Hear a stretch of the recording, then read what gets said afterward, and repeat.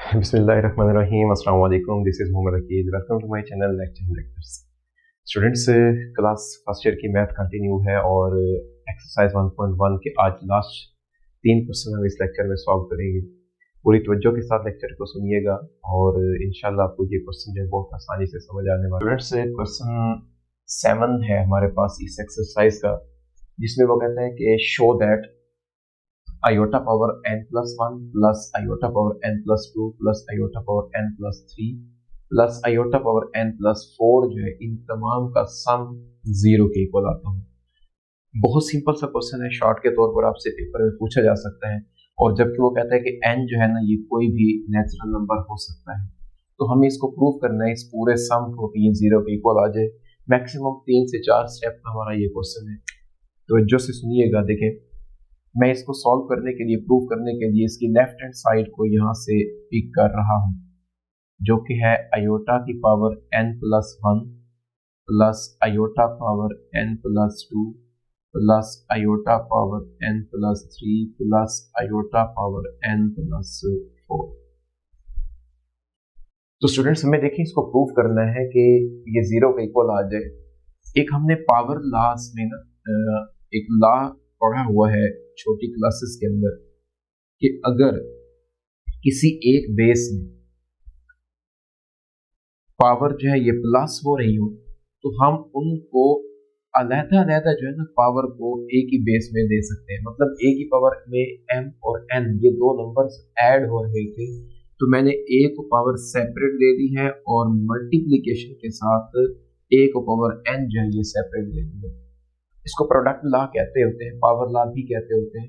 तो ये देखिए हमारे पास क्या है, अगर मैं इससे इस साइड पे आता हूँ तो हमें पता है कि जब सेम बेसिस मल्टीप्लाई होते हैं ना, तो उनकी पावर्स आपस में ऐड हो जाया करती हैं।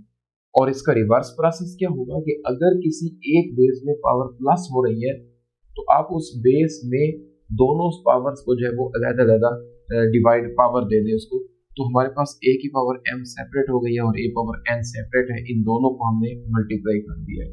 तो ये हमने यहाँ पर लॉ जो है ये अप्लाई करना है कि आयोटा की पावर में जो भी टर्म्स आ रही है ना वो एडिशन में आ रही है। तो मैं यहाँ पर इनको ऐसा भी तो लिख सकता हूँ ना कि iota power n multiplied by iota power 1। Similarly iota power n plus 2 को हम लिख सकते हैं iota power n multiplied by iota power 2। इसी तरह iota power n separate and iota की पावर 3 जो है ये सेपरेट हो जाएगी। आयोटा पावर n अलग और ये n आयोटा की पावर 4 जो है ये अलग हो जाएगी। तो अब देखिए यहाँ से हमारे पास ना इसमें, अब देखिए इसमें आयोटा पावर n जो है ये हर टर्म में कॉमन के तौर पर निकाल सकते हैं, इसको हर टर्म में मौजूद है। तो मैं यहाँ से जब आयोटा की पावर n को कॉमन लूंगा, तो यहाँ से आयोटा पावर 1 मीन्स आयोटा भी लिखा जा सकता है, जस्ट आयोटा बच गया।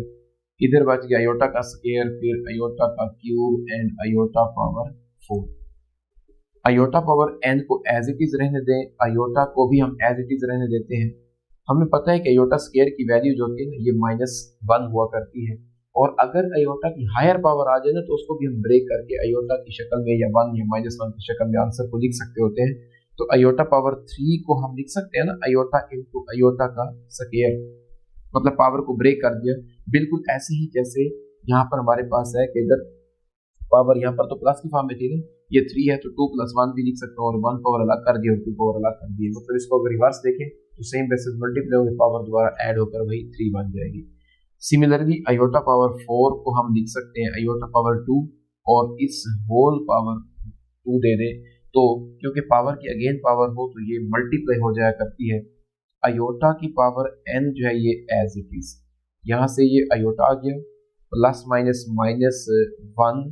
इधर हमारे पास देखें तो ये आएगा आयोटा इनटू आयोटा स्क्वायर की जगह -1 प्लस -1 का स्क्वायर, -1 आयोटा स्क्वायर की जगह आ गया और ऊपर पावर 2 है तो ये उसका स्क्वायर बन जाएगा। तो देखें हमारे पास है आयोटा की power n into iota -1 plus minus minus हो जाएगा, आयोटा को 1 से मल्टीप्लाई करेंगे आयोटा आएगा, और 1 माइनस वाले का स्क्वायर है तो इसका मतलब है ये प्लस का 1 आएगा। अब देखें यहाँ से 1 प्लस का और 1 माइनस का ये कैंसिल, आयोटा माइनस का और आयोटा प्लस का ये भी कैंसिल, सिर्फ हमारे पास यहाँ पर बच चुका है आयोटा की पावर n इंटू जीरो, और जीरो किसी भी नंबर से अगर मल्टीप्लाई हो तो उसका आंसर भी जीरो होता है, और यही हमें राइट साइड में लाना था जो कि जीरो ही था। सिमिलरली हमारे पास इसका 8 क्वेश्चन है, वो कहता है कि ये भी इंपॉर्टेंट है, शॉर्ट के तौर पर आपसे डिमांड कर सकता है वो कहता है कि find the least positive value of n। हमें n की वो सबसे छोटी पॉजिटिव वैल्यू फाइंड करनी है जिसके लिए ये कंडीशन जब वो सेटिस्फाई हो रही है। मतलब हम n की यहाँ पर कौन सी वैल्यू पुट करें कि हमारे पास इस पूरे एक्सप्रेशन का जो आंसर है वो 1 हो जाए। तो 1 लाने के लिए हमें देखना है कि n हमें कितना पुट करना चाहिए। तो एक तो सिंपल सी बात ये है कि अगर मैं यहाँ पर n की जगह 0 पुट कर देता हूँ तो किसी नंबर की पावर जब 0 हो जाती है तो आंसर उसका 1 हुआ करता है। लेकिन उसने ये नहीं कहा कि कोई भी आप n की वैल्यू फाइंड करें, उसने कहा कि किस पॉजिटिव वैल्यू के लिए n की। तो 0 जो है वो ना तो पॉजिटिव है और ना ही नेगेटिव है, वो एक न्यूट्रल नंबर है, तो हम यहाँ पर 0 जो है वो पुट नहीं कर सकते। तो अब हमें क्या करना होगा, ये n फाइंड करने के लिए फर्स्ट ऑफ ऑल मुझे यहाँ से ना इसकी जो ब्रैकेट के अंदर यानी कि जो बेस है ना, मुझे इसको थोड़ा सा सिंप्लीफाई करना है। मतलब डिनोमिनेटर में जो कॉम्प्लेक्स नंबर है इसको हम रैशनलाइज करेंगे और उसके बाद देखते हैं कि हमारे पास सोल्यूशन क्या आता है। तो i1 plus iota over 1 minus iota को मैं यहाँ से कंसीडर करने लगा हूँ, और इस टाइप के हम क्वेश्चन पहले भी कर चुके हैं कि जब भी हमारे पास फ्रैक्शन फॉर्म में कॉम्प्लेक्स नंबर हो तो डिनोमिनेटर में हम उसको रैशनलाइज जैसे होता था करते हैं।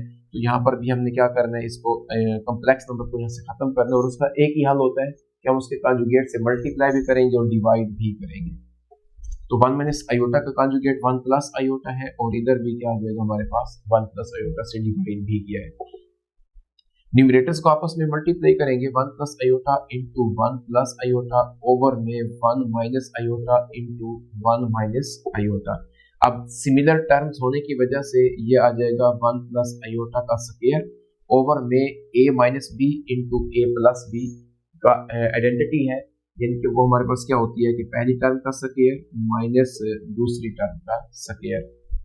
अब इसको मैं ओपन करने लगा हूँ, 1 प्लस आयोटा होल का स्क्वायर है a plus B whole square, formula वाली आइडेंटिटी है। तो इट मींस फर्स्ट टर्म का स्क्वायर प्लस सेकंड टर्म का square plus 2 into first into second term over में 1 का स्क्वायर 1 ही आएगा, और आयोटा स्क्वायर की जगह हम यहाँ पर -1 जो है ये रिप्लेस कर सकते हैं। तो अब इसको भी हम सिंप्लीफाई करेंगे तो ये हमारे पास 1 का स्क्वायर 1 आ जाएगा, प्लस आयोटा स्क्वायर की जगह -1 है, प्लस 2 आयोटा ओवर में 1 प्लस 1। सिंप्लीफाई करेंगे जब माइनस माइनस प्लस हो जाएगा तो ये हमारे पास 1 आ जाएगा। अब देखिए प्लस माइनस माइनस ये 1 और ये 1 ये आपस में क्या हो जाएंगे, 1 प्लस और 1 माइनस का कैंसिल हो गया, ऊपर बच गया जस्ट 2 आयोटा और नीचे हमारे पास बटे में है 2, तो 2 से 2 भी यहाँ से कैंसिल हो चुका है, जस्ट हमारे पास क्या आ गया है, आयोटा आ चुका है। अब इस बेस में ना जहाँ पर हमने 1 plus iota over 1 minus iota लिखा है, इसकी जगह मैं यहाँ पर पुट करने लगा हूँ जस्ट जो कि आयोटा आ चुका है वो। अब आयोटा की पावर होल में कितनी है हमारे पास, 2n है। तो स्टूडेंट्स आप देखिए हमें देखना है कि हम इस n की जगह पर ऐसा कौन सा नंबर पुट करें कि आंसर जब वो क्या होना चाहिए, वहां उस साइड पर 1 आ जाए, जो कि हमारे पास रिजल्ट में भी है। तो मुझे यहाँ से देखें, जब मैं यहाँ पर इधर बेस में ना आयोटा है, और आयोटा की जो वैल्यू है ना हमें पता है कि वो कितनी होती है, -1 का स्क्वायर रूट है। अगर हम इसका स्क्वायर लें तो ये भी माइनस में आता है, जबकि हमें किसमें चाहिए आंसर, इसका तो आंसर हमें +1 चाहिए। तो मुझे यहाँ पर क्या करना होगा, अगर मैं इसका बोथ साइड पर अगेन स्क्वायर ले लेता हूँ ना, यानी कि आयोटा स्क्वायर का अगेन स्क्वायर, और इधर -1 का भी मैं स्क्वायर ले लूँ, तो इधर क्या बन जाएगा, आयोटा पावर 4, और इस साइड पे क्या आ जाएगा 1। तो देखिए जब हमारे पास इधर 1 आता है ना, उस वक्त आयोटा की पावर कितनी आ रही है, 4 आ रही है ना। इट मीन्स कि मुझे इस 2n की जगह 4 चाहिए, ताकि जब मैं इसको सिंप्लीफाई करूं जैसे मैंने आपके सामने किया हुआ है तो उसका आंसर क्या आता है, 1 आता है, क्योंकि ये हमें कंडीशन गिवन है। तो मैं यहाँ पर आयोटा की पावर 2n जो है इसकी जगह मुझे ये जो दूसरी साइड पर हमें 1 नजर आ रहा है उसकी जगह क्या होना चाहिए, यहाँ पर 4 होना चाहिए। तो यहाँ से क्या आ जाएगा हमारे पास 2n इज इक्वल टू 4, क्योंकि बेसिस दोनों के सेम है तो पावर भी क्या होनी चाहिए, सेम होनी चाहिए। 2n इज इक्वल टू 4 आएगा। तो यहाँ से हमारे पास आ जाएगा n is equal to 4/2। It means के n की वैल्यू जो है वो यहाँ से 2 होनी चाहिए। जी स्टूडेंट्स, क्वेश्चन 9 में वो कहता है कि show that the value of iota power n, मतलब हमें आयोटा पावर n जो है इसकी वैल्यू को शो करना है कि ये क्या आ जाए, आयोटा पावर r। जबकि वो कहते हैं कि n जो है ना ये नेचुरल नंबर है, और नेचुरल नंबर भी कहाँ से है, 4 से ग्रेटर है, मतलब n is greater than 4। Proof हमें ये करना है कि आयोटा पावर n की वैल्यू कितनी होनी चाहिए, आयोटा पावर r हो, जबकि n जो है वो एक तो नेचुरल नंबर है और 4 से ग्रेटर है। और कब, जब हम n को डिवाइड करते हैं किसके साथ, 4 से जब इसको हम डिवाइड करें उस वक्त हमने बताना है कि आयोटा पावर n की जो वैल्यू आती है वो कितनी आती है, आयोटा की पावर r आती है। जबकि यहाँ पर r उसने आपको बता दिया कि ये एज अ रिमाइंडर है। तो स्टूडेंट्स, मुझे यहाँ पर ना इस सवाल को स्टार्ट करने से पहले एक छोटा सा मैं आपको एक हिंट दे दूं कि लेट्स सपोज मैं कहता हूँ कि मुझे 15 को डिवाइड करना है 4 से।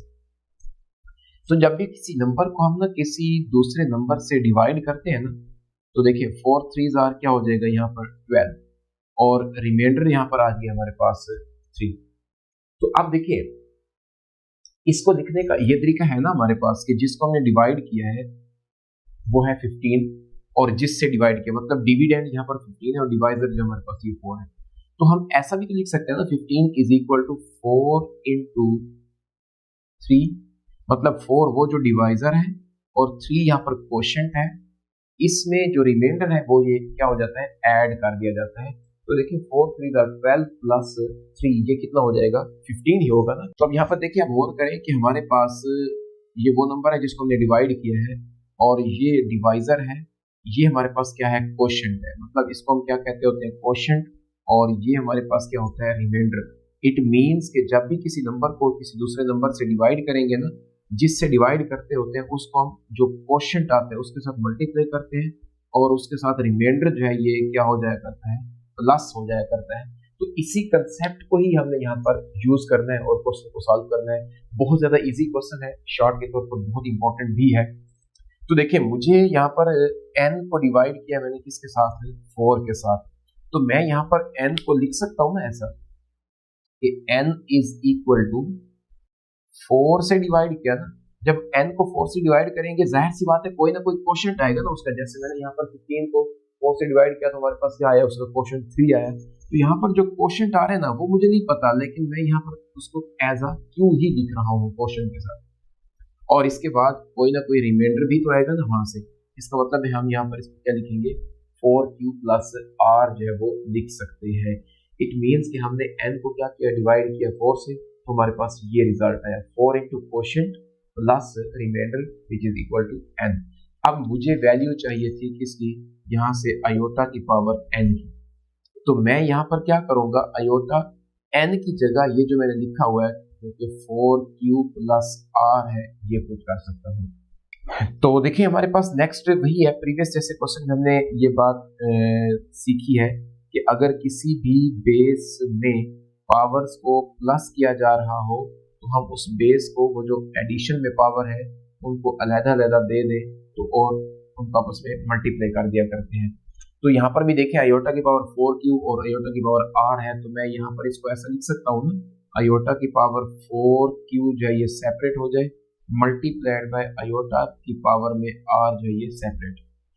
अब देखिए हमारे पास क्या आ जाएगा, iota power 4 whole power q लिखा जा सकता है क्योंकि एक नंबर की जब पावर हो उसकी होल पावर हो तो वो आपस में मल्टीप्लाई हो जाया करती है।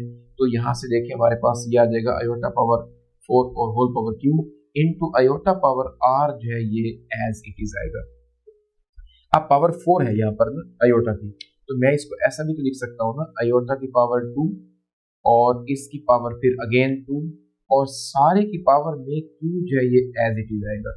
क्योंकि मुझे पता है कि आयोटा पावर 4 की कोई डायरेक्ट वैल्यू नहीं होती, मुझे पता है कि आयोटा स्केयर जब वो -1 के इक्वल आता है, इस वजह से मैंने यहाँ पर आयोटा पावर 4 को ब्रेक कर दिया, आयोटा स्केयर होल का स्केयर बना दिया, और q जो है ये टोटल की पावर एज इट इज रहेगी। तो आयोटा की पावर यहाँ से क्या आ जाएगी हमारे पास r, ये वैसे। अब इस आयोटा स्केयर की जगह हम -1 पुट कर सकते हैं और ऊपर इसके स्केयर है और इस सारे की पावर जो है ये q है। इंटू आयोटा की पावर में हमारे पास आर एज इट इज आएगा। अब देखिए नेगेटिव बेस में जब पावर इवन हो तो आंसर प्लस में आता है और -1 है तो यहाँ पर 1 को जितने टाइम मल्टीप्लाई करें आंसर 1 ही आएगा और यहाँ पर आ जाएगा 1 power Q multiplied by iota की पावर आर।